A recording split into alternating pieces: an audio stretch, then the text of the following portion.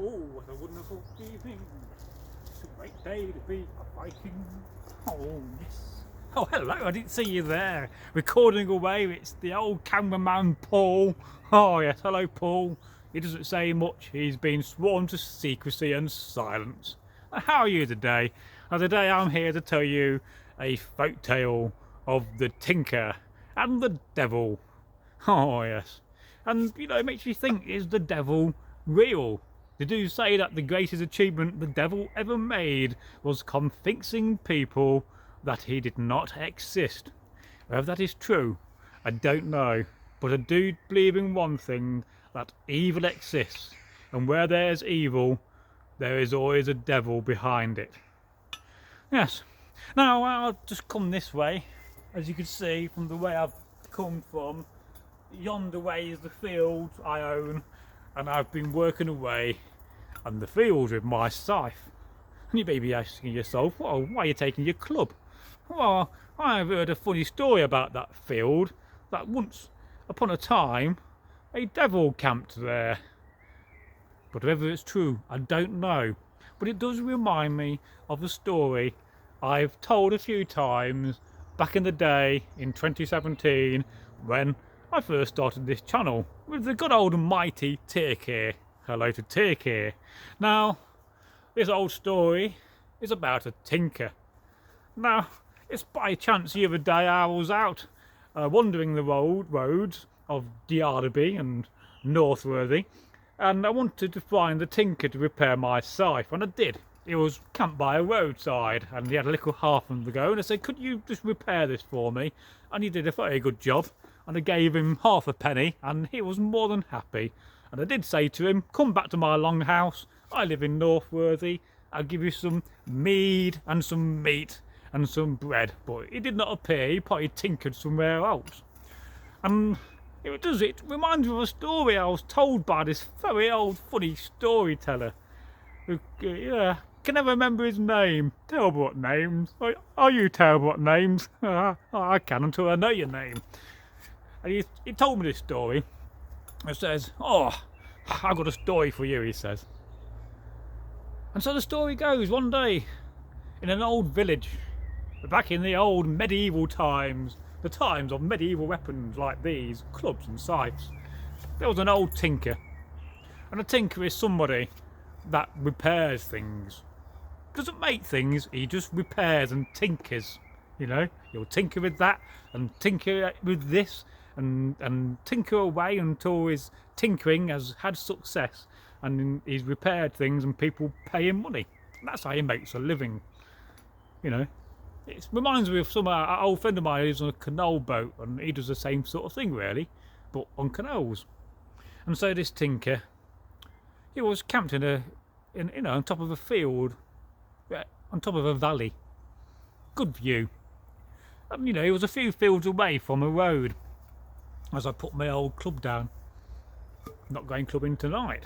And so the old tinker, he had a tent and he had a old donkey and a small wagon, and you can go from one place to another. And they know all these secret places, do these tinkers, where you can go and camp, and places where you can find things and get jobs. And there's a whole tinker secret community as well, believe it or not. Tinkering is a very secret thing.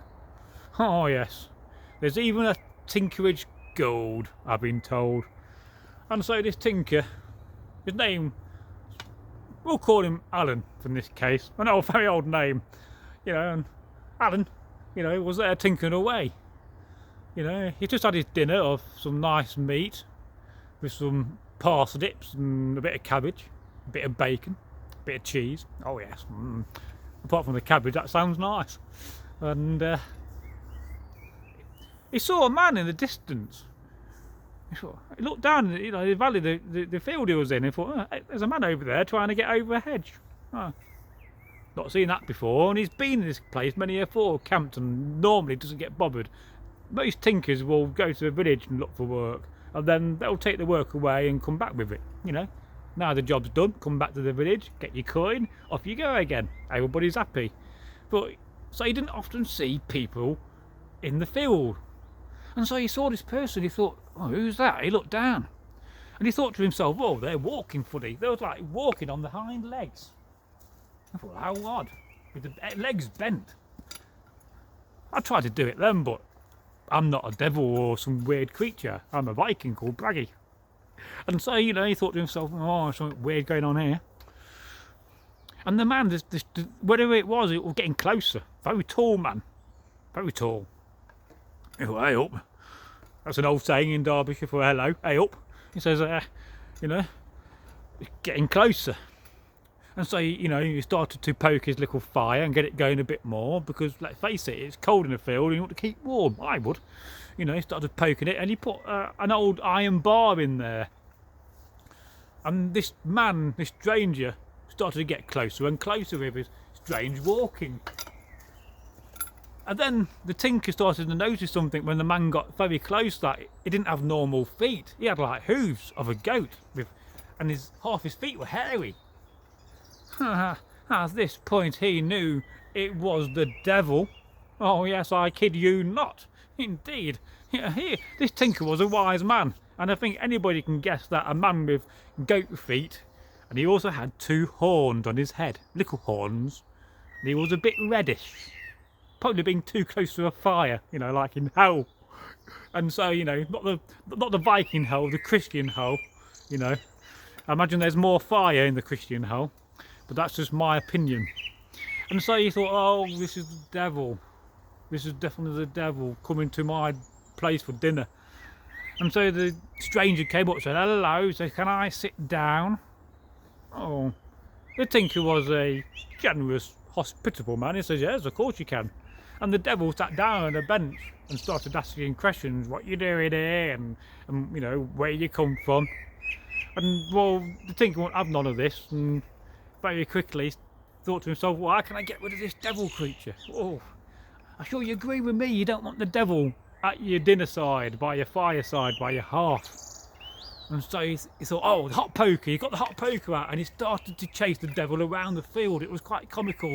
There he was with the hot poker, chasing the devil was jumping up and down. Ouch, I nearly cut my finger off, which I didn't actually, you know, and, you know, the devil ran away. And the tinker never saw the devil again, ever, you know. So it always pays to have an hot iron in your fire, hence the saying, you know. I do hope you enjoyed that story, but it does make you think, you know, how true the devil is. No, it's fine. If you're not cut yourself as a Viking, you're not lived. So yes, a good old devil story about a tinker.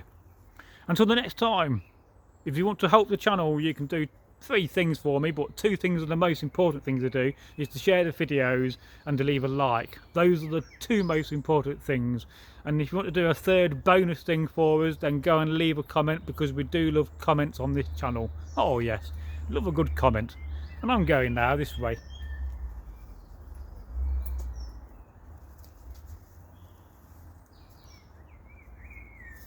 Bye.